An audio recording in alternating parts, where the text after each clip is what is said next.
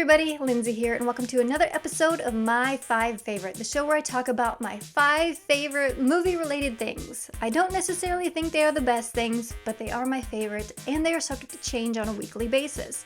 And on today's episode, we are talking all about my 5 favorite films from 1984.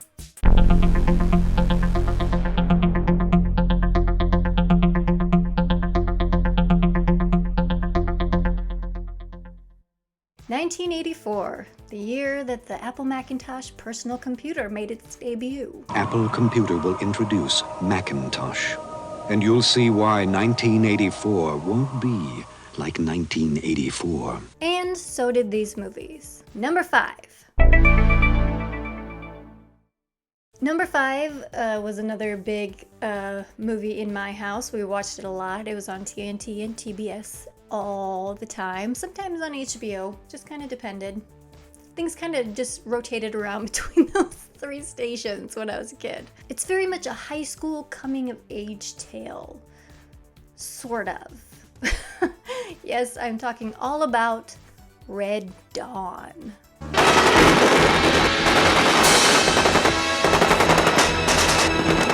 Yes, the original Red Dawn, not that stupid ass remake that they did for some stupid ass reason. Yes, the original Red Dawn, and that cast, holy shit, you had so many people in this movie.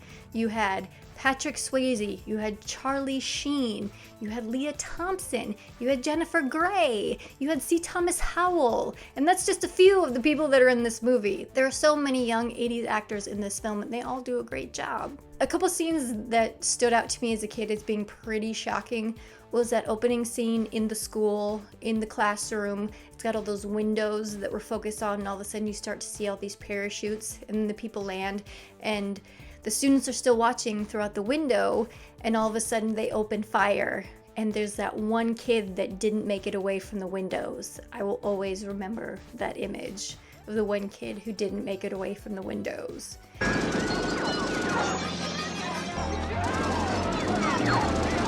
And also, there's a scene that they wouldn't show on television, at least not network television.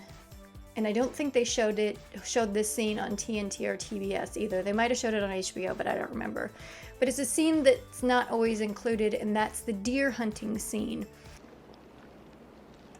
Go for it, buddy. All right. Hey. That scene always really stuck with me as a kid, just because I thought it was just kind of bizarre and very graphic. Wolverines! Number 4. Number 4 is a classic comedy. I don't think I've met one person, at least not my age, that doesn't love this film. It's got 3 comedic geniuses, in my opinion, in this film. Yes, I am talking all about the comedy, sci-fi, spectacular Ghostbusters. I order you to cease any and all supernatural activity and return forthwith to your place of origin or to the nearest convenient parallel dimension. That ought to do it. Thanks very much, Ray. Ghostbusters, a movie so good that they keep trying to replicate its success and the lightning in a bottle that they trapped making this film. We came, we saw, we kicked its ass. It's absolutely perfect in my opinion. I love watching it still. You've got Bill Murray, you've got Dan Aykroyd, you've got Harold Ramis, you've got Ernie Hudson, you've got Rick Moranis. Do you want some coffee, Mr. Tully? Do I? Yes, have some. Yes, have some. It's just great, top to bottom, beginning to end. It's a perfect film, and it's so funny. Ghostbusters, what do you want? And I'm just kind of hesitant about the new one coming out. I hope they do it justice. But after the 2016 one, my hopes aren't that high. So hopefully I will be pleasantly surprised with that one. Coming to save the world. Who you gonna call? Ghostbusters. Number 3. Number 3 is one of my favorite childhood films ever. It had a huge impact on me as a kid, just the wonder and the fantasy and the adventure of it. Yes, I'm talking all about The Never-Ending Story. But it's only a story. That's what I'm talking about. The ones you read are safe. I love The Never-Ending Story. And as a kid, I loved it because of the adventure and how it sparked my imagination, and it still does. But as an adult, I can appreciate it more from a technical aspect, from all the practical effects that they used in this film, from miniatures to forced perspective and rear projection and beautiful, beautiful matte paintings and puppets and makeup effects. It's just incredible the amount of work that went into this film. A world that is vast and eternal. I still think it holds up. It's absolutely gorgeous.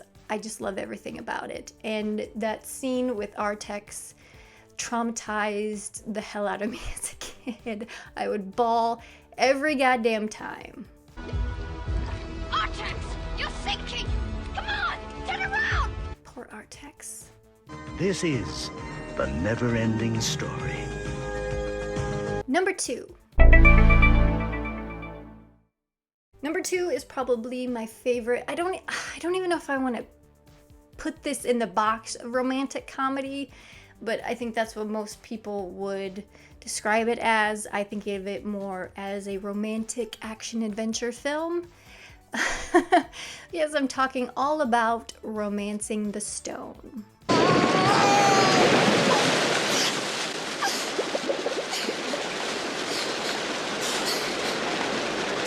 I love this movie so much. It's so good. I still watch it all the time.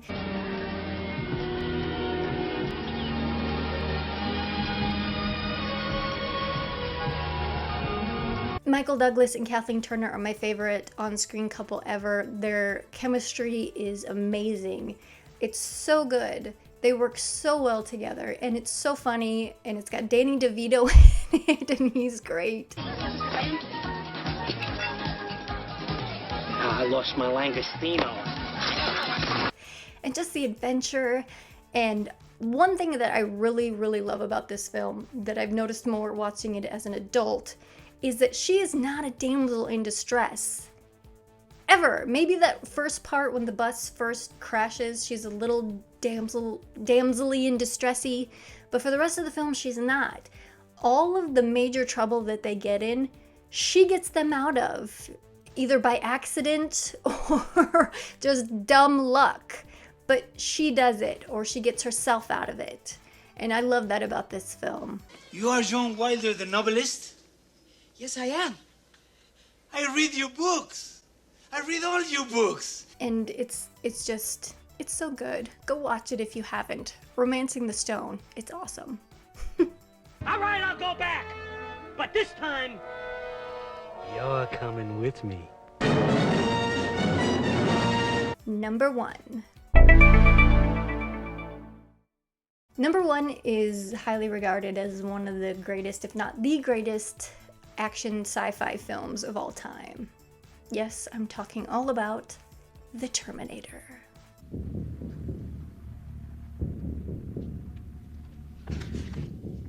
I'll be back. The Terminator, the original, starring Arnold Schwarzenegger and Mr. Michael Biehn here as Reese, and Linda Hamilton as Sarah Connor. The Terminator is sent back in time to kill her before she can give birth to her son, John Connor, who is the leader of the human resistance in the future. The practical effects they used in this film were amazing and revolutionary for their time. You've got a lot of practical makeup effects and stop motion and rear projection and stuff like that. It's just great.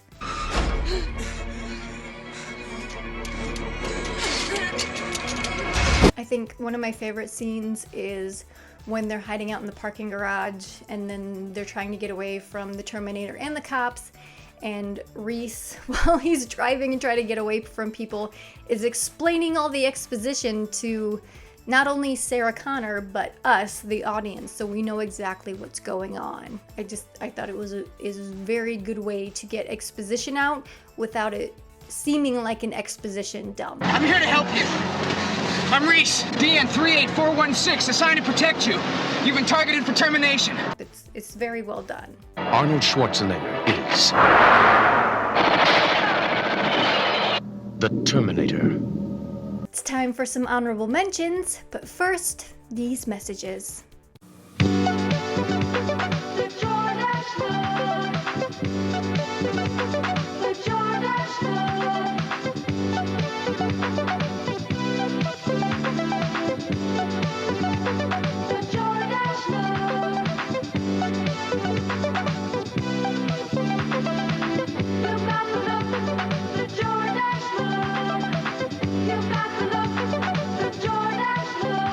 Denim by Jordache. First honorable mention is Indiana Jones and the Temple of Doom.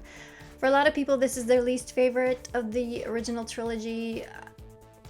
I don't know if it would be my least favorite, because I don't hate anything about it. It's maybe the one that I watched the least out of the 3 Indiana Jones films that exist. Hello, lady, we're going for a ride. Oh my god! Probably my favorite part of this film is the opening with Kate Capshaw doing Anything Goes. It's very reminiscent of the 30s and 40s films and serials that this series is based on. I love it.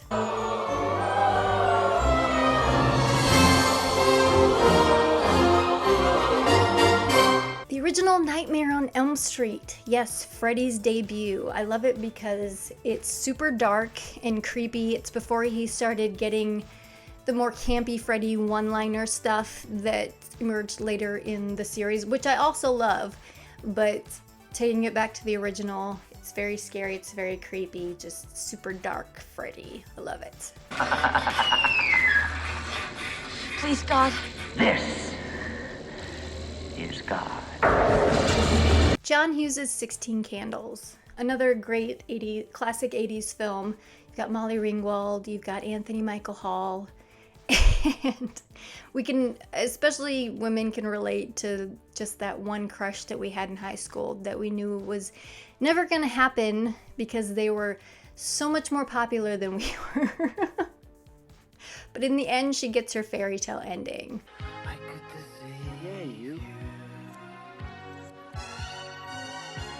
Gremlins. Gremlins is always fun. It's just a fun movie. The only thing not fun about it is when Phoebe Cates tells that super disturbing story about how her dad died in the chimney when he was pretending to be Santa Claus.